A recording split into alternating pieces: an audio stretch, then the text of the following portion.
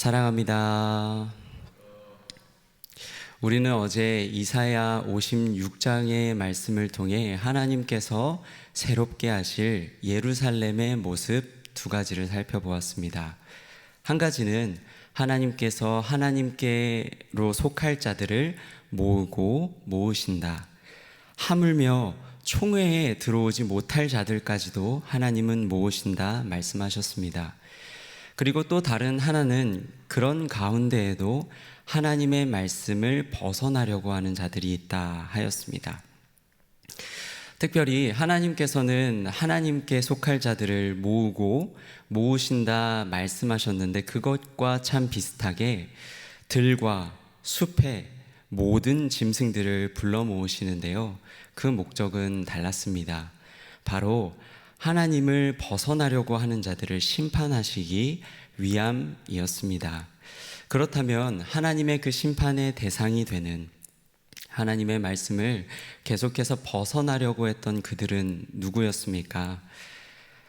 하나님의 총회에 들어오지 못할 자들도 아니었고 이방인들은 더더욱 아니었습니다. 그들은 이스라엘의 파수꾼이라고 불리는 몰지각한 지도자들이었습니다. 내일도 오늘과 같이 넘치리니 우리가 독주를 잔뜩 마시자 이야기하는 자들이었습니다. 이어지는 오늘 본문 역시 우리에게 중요한 것 두 가지를 가르쳐 줍니다. 첫 번째로는 하나님의 말씀을 벗어나려고 하는 자들이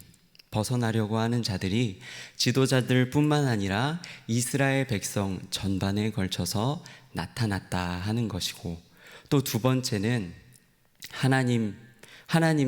하나님께서 그 백성들에게 분명하게 가르쳐 주신 것 한 가지가 있는데, 그것은 바로 하나님 앞에 설 날이, 부르짖을 그때가 반드시 올 것이다 하는 것입니다.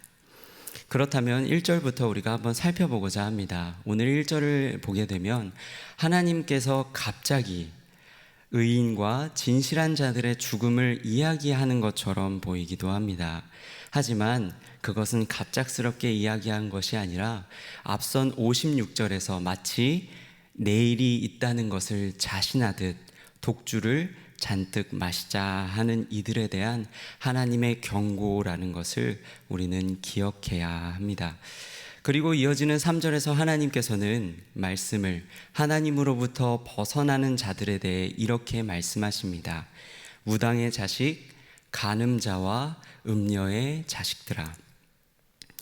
성도 여러분, 우리는 오늘 이 말씀이 앞선 56장의 말씀과 같이 하나님을 모르는 이방인들에게 하신 말씀이 아니라는 것을 기억해야 합니다.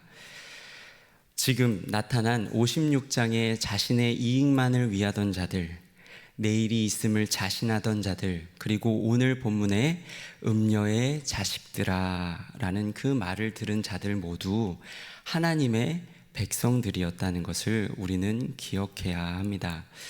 사랑하는 성도 여러분, 이것이 우리에게 가르쳐 주는 것은 무엇입니까? 우리도 이와 같을 수 있다 하는 것입니다.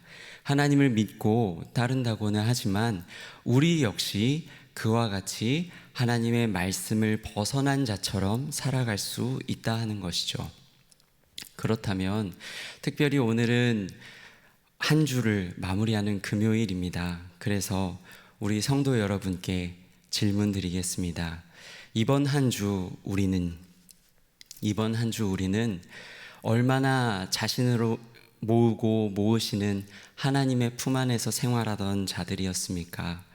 아니면 혹시 자기 자신의 유익만을 위하고 우상을 섬기며 자기 자신을 기쁘게 하는 일에 정성을 쏟았던 것은 아닙니까?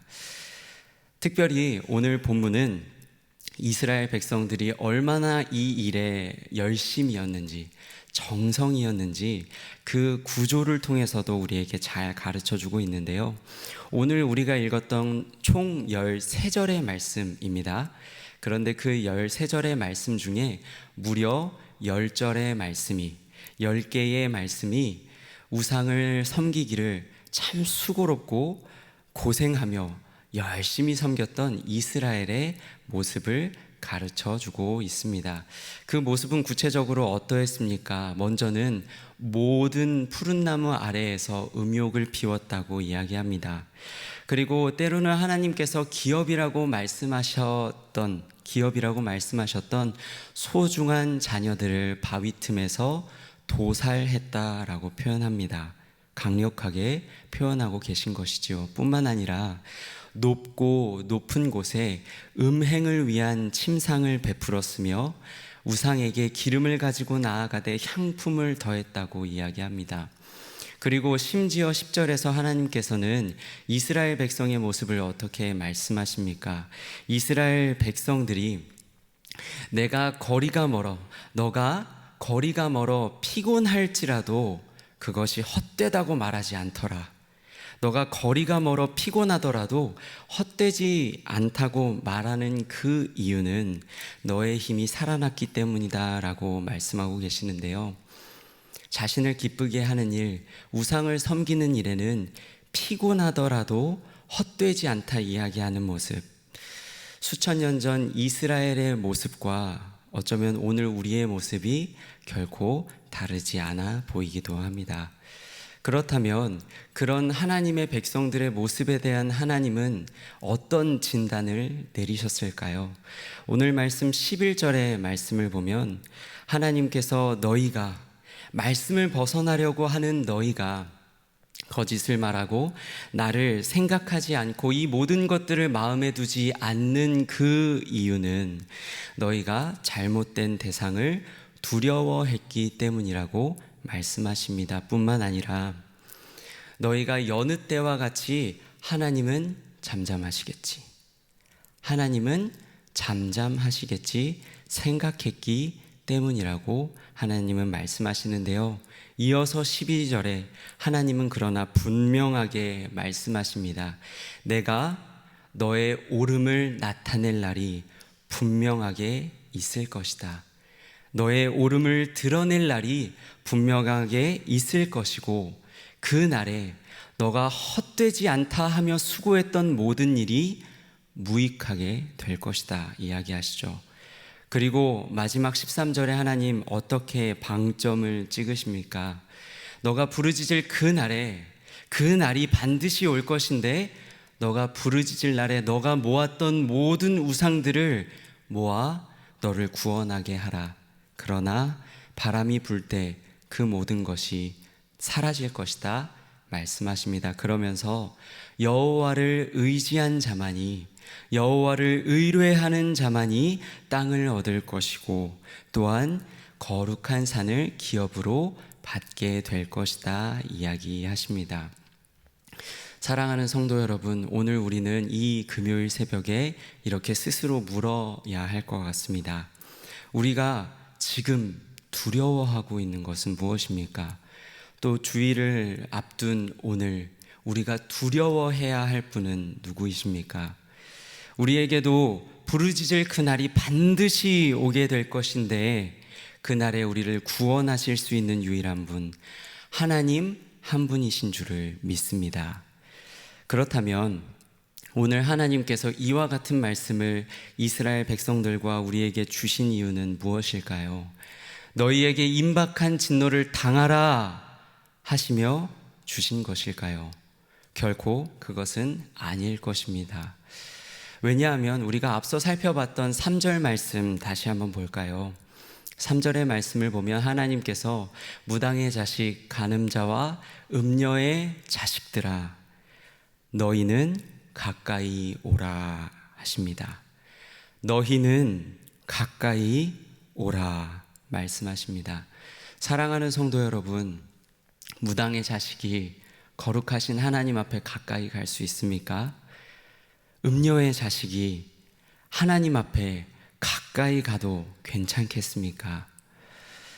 우리의 힘, 우리의 노력, 우리의 악함으로는 하나님 앞에 결코 나아가서 살아남을 수도 없음을 우리는 기억해야 합니다. 하지만 사람으로서는 불가능한 것을 하나님으로서는 우리를 향하신 그 아들을 내어주시기까지 사랑하신 그 사랑으로는 가능한 줄을 믿습니다.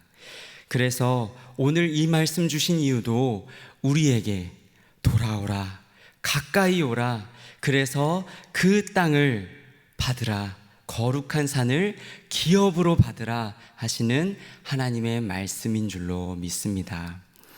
말씀을 맺고자 합니다. 사랑하는 성도 여러분, 우리는 오늘도 내일을 자신할 수 없는 자들입니다.